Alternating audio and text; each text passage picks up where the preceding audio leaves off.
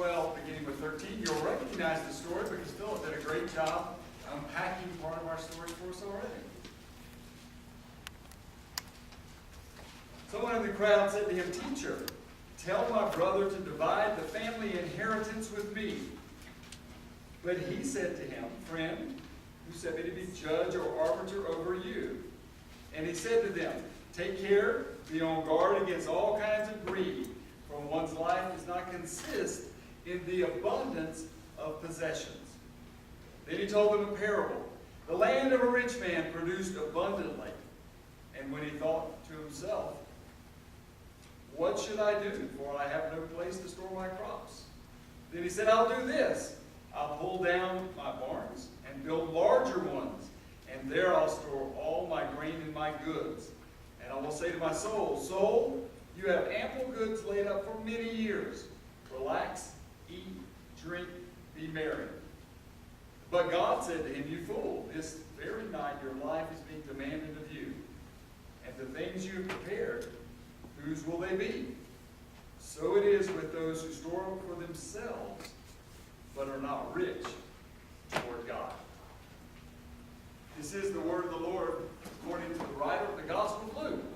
Thanks be to God this day. Amen.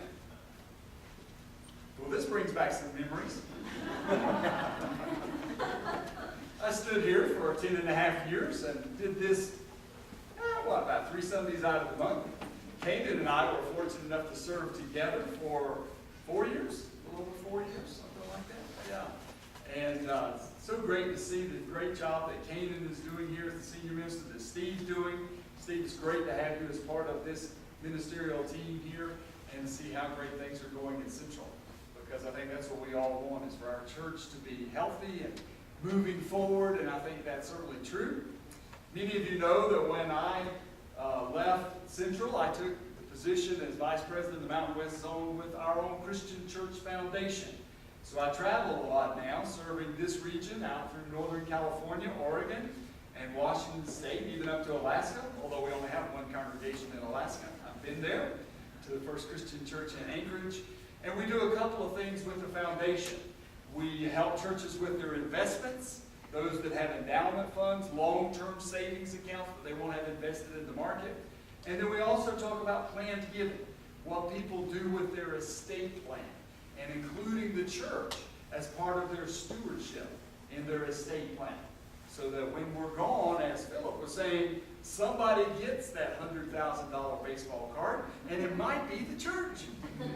That happens sometimes, believe it or not. People believe that they can leave something that will continue to infuse ministry into the future. So I am grateful to Kanan for the opportunity to preach today and to be back here in front of this congregation and to share again, but to share in stewardship, because this church is in the stewardship campaign right now in October. My job now, I do stewardship 12 months out of the year. This is what I do, is talk about stewardship in the life of the church. And Kanan, I guess since I'm no longer on the payroll, I can pretty much say whatever I want today, right? What have we gotten ourselves into? No, it's keen to remember them, not that I ever mince words too much on any topic. This text that we had today is one that I think really challenges us in so many ways, because we like to think about what it would be to live the dream. Because living the dream is what it's all about. Isn't it great to dream about what life would be like if everyone's healthy and you can do what you want to, that you could travel the places you want to go, that you had the resources in your life just to do and to be. You ever fantasize about that just for a few moments? You ever fantasize what it would be like to be one of those people that won the $200 million Powerball? What would you do with that? How would that impact your life? Would it change you? A friend of mine says that he often visualizes what it would be like to win that $200 million Powerball. And he says he visualizes it so realistically that he gets anxious about it. Because he realizes it wouldn't be enough. Because his dream being Cleveland Indian fans, is to buy the Cleveland Indians and restore them to perennial winners, and $200 million won't get it done. That's only a couple good contracts, right? In Major League Baseball, where contracts now run over $100 million, you need a lot more than $200 million to turn around the Cleveland Indians. We will talk about the Colorado Rockies. How much is enough? It depends a lot on us, doesn't it? It depends on what we're doing and what we're thinking. And before you check out and think, well, this is just going to be another one of those sermons that attack wealth, that's not what this is about. It's not about an attack on wealth. And our parable is not about an attack on wealth. It is, however, about stewardship of wealth, management of wealth. Because our character in the parable is living the dream. He has hit the agricultural lottery. One of those years where everything turned out right. Where there was just enough sunshine, there was just the right amount of rain, the crops were just abundant to the point that the barns were overflowing with the grain. And he fantasized the way we do about what can be done now with this abundance of resources. How can my life change? Reminds me of Super Bowl winners. Remember right after the Super Bowl, what do they say? When they put the microphone in front, say, now that you won the Super Bowl, quarterback, what are you going to do? I'm going to Disney World. I'm going to Disney World. What does that mean? That's the American version of eat, drink, and be merry. You're going to have a great time. You're going to have fun. You're going to celebrate. You're going to have the ease of life, at least for a short while, that you want. He's right. And we know that there's a limit on how long you can store grain, but they were pretty good back in that day. It says even in the parable, this could last for many years. You could check out for a while, not have to farm again. How attractive would that be to someone who's worked really, really hard?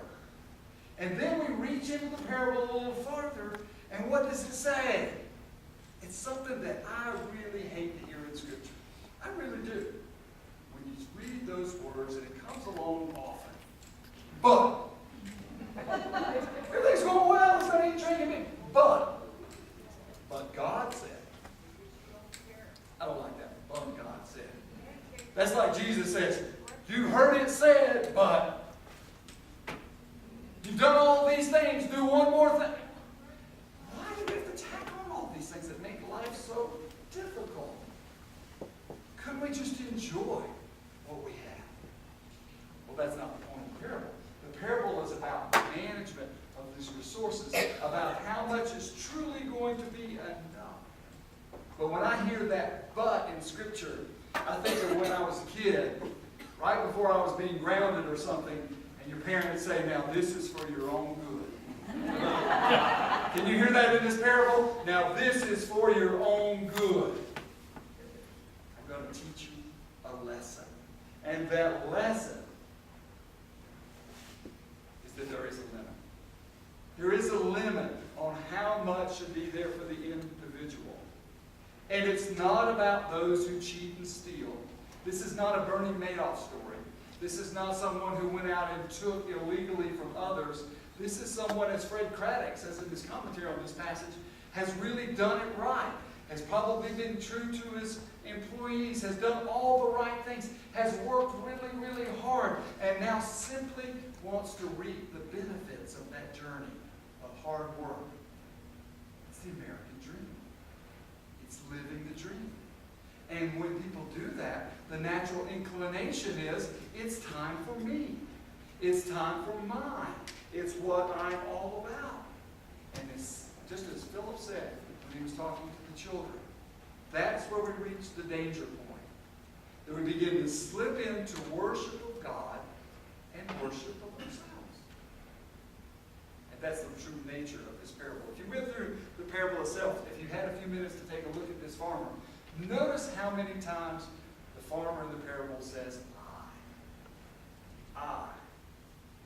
I will do, I will pull down, I will build, I will be comfortable.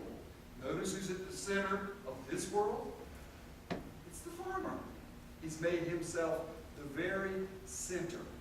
Greed, self-absorption, that's what Jesus is trying to save us from. Because greed and self-absorption are the things that can cause decay within us. Do you know there's a statistic out there that of those Powerball winners, a huge percentage of those folks are bankrupt within 5 years. Why is that?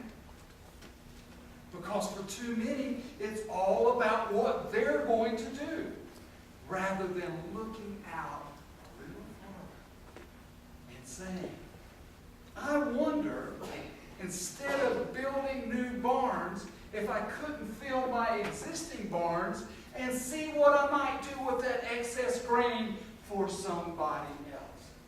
Now granted, we don't want our generosity to be the last piece.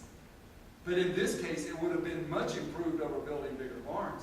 To simply say, I've got so much, why can't I, out of my abundance, share them with others? Why is that? Because it many times runs counter to what we feel in our lives. We haven't disciplined ourselves with regard to stewardship.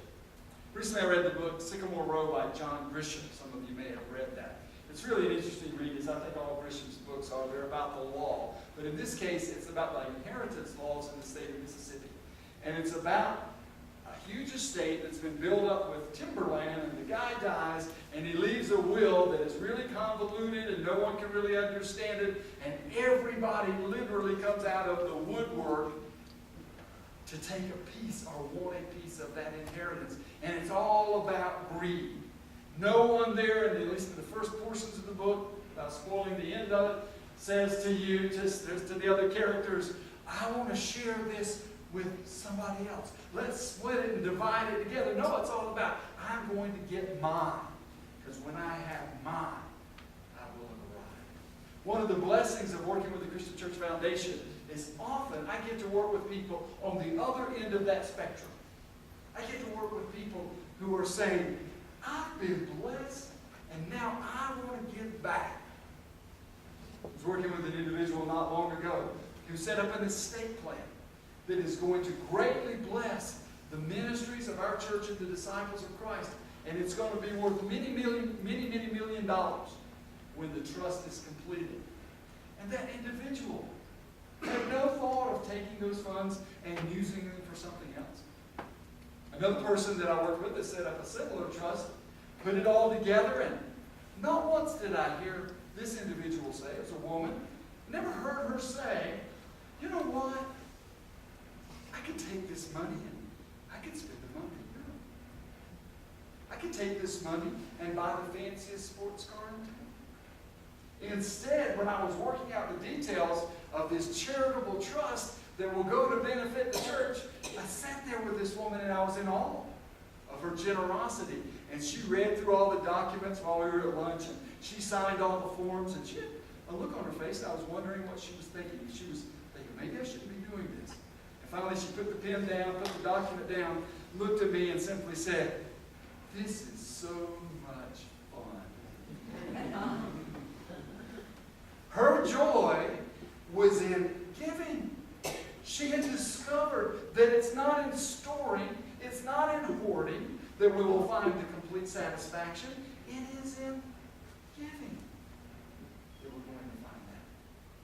Store up for your things and be rich toward God. That's what we store.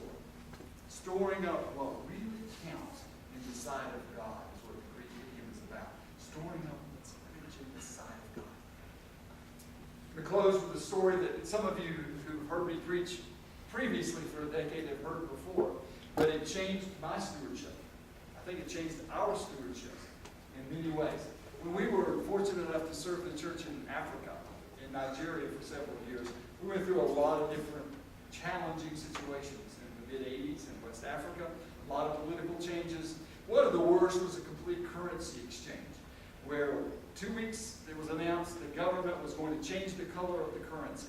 And so the old money was not be any good, had to have the new money. Guess what? Within 2 days, no one wanted the old money because they knew it was going to be a problem to do that currency exchange, and they were right. So for a long period of time, for weeks at a time, there was no money to be seen. No one wanted the old, no one had seen any of the new, and then we found out why. The government had misestimated how much money was in circulation and had not printed up enough new money to match how much old was in circulation. That's a problem. It's called a currency shortage in a real way. And so they said, well, you can put all your old money in the bank, and then whenever we get enough new printed up, come to the bank and get some new. But there's not any currency available. This is a cash-based society where everyone relies on cash to go to the market and do anything else. It was scary. First time in our lives that we had really been without money. We thought we'd been poor in college and things, but there was always somebody to borrow from. Somebody had some money. We just had to find out who it was. In this case, no one had it.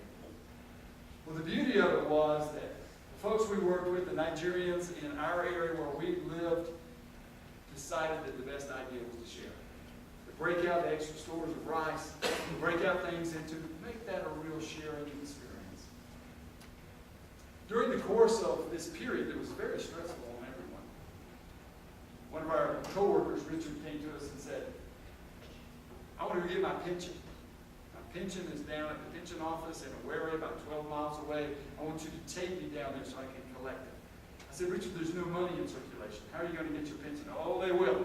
The government will have my pension. I believe that. I said, Richard, that's hot. Do we really want to go down there? Offices in Nigeria, you're in for a 3-hour wait usually. Nope, you got to take me. So he just kept on and on. And as I've said many times, in my best pastoral spirit, I said, okay, I'll take you.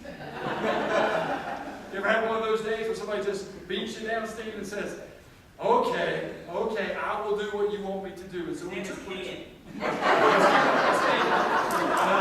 Beating it down. So we took Richard. And we took him to the pension office and got ready, parked under a shade tree and thought, we're in for the duration. About 15 minutes later, Richard comes out of the office. He's got this big grin on his face. And I said, man, I know something's happened. And he walked up, and here's this currency we hadn't seen at all. And Richard's got it in his hand. And he says, I told you they would have my pension.